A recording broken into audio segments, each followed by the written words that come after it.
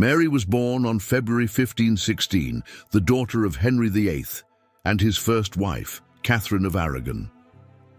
As the second in line to the throne, she had quite a bit of importance, even as a child. That's because when she was just 6 years old, on October 1522, she was married to the French king, Louis XII, as part of a treaty between her father and the French king to cement an alliance. You might think that this was an unusual marriage to arrange for such a young girl, but this was actually pretty normal for the time period. Unfortunately, the marriage was never consummated due to the king's advanced age and poor health. Louis was 52 when he married Mary, and he died just 82 days later on January 1523. This meant that Mary was a queen, or rather had been a queen, for less than 3 months, as the new Dowager Queen of France. Mary returned to England with her mother and was given a pension of $4,000 a year, which sounds like a lot until you realize that inflation has devalued it to about $1 million. Not bad for a 10-year-old.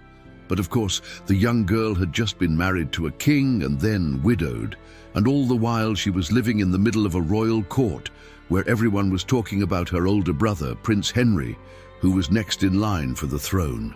It would be understandable if Mary felt a little bit of resentment towards her family for how they used her.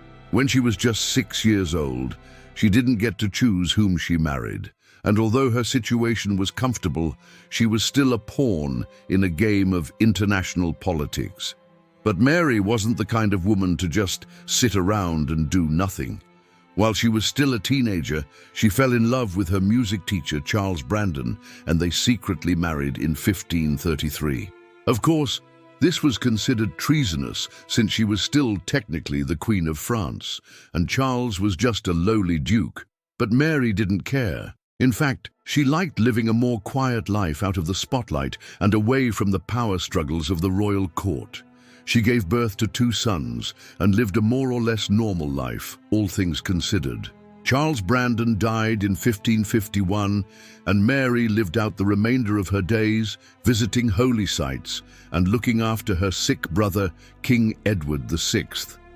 She died of cancer on June 1558 at the age of 42.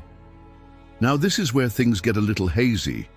There are some sources that say she was Queen of France until her death, but that's not really true. Although she never officially divorced Louis, the French monarchy had been in serious decline since Mary's grandfather, King Charles VIII, died in 1483. By the time Mary was born, the French royal family were little more than puppets for the nobility, and the real power was held by the Guise family. After Mary's uncle, Francis I, died in 1547, the next king, Henry II, was forced to marry one of the Guise family's daughters in order to secure their support. So by the time Mary was a teenager, it was unlikely that she would ever become Queen of France, even if she had stayed married to Louis.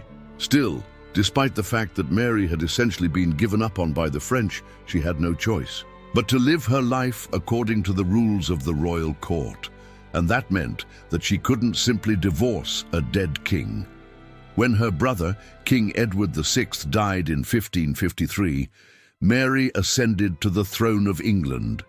She is often remembered as a cruel and tyrannical ruler, but that's a topic for another video.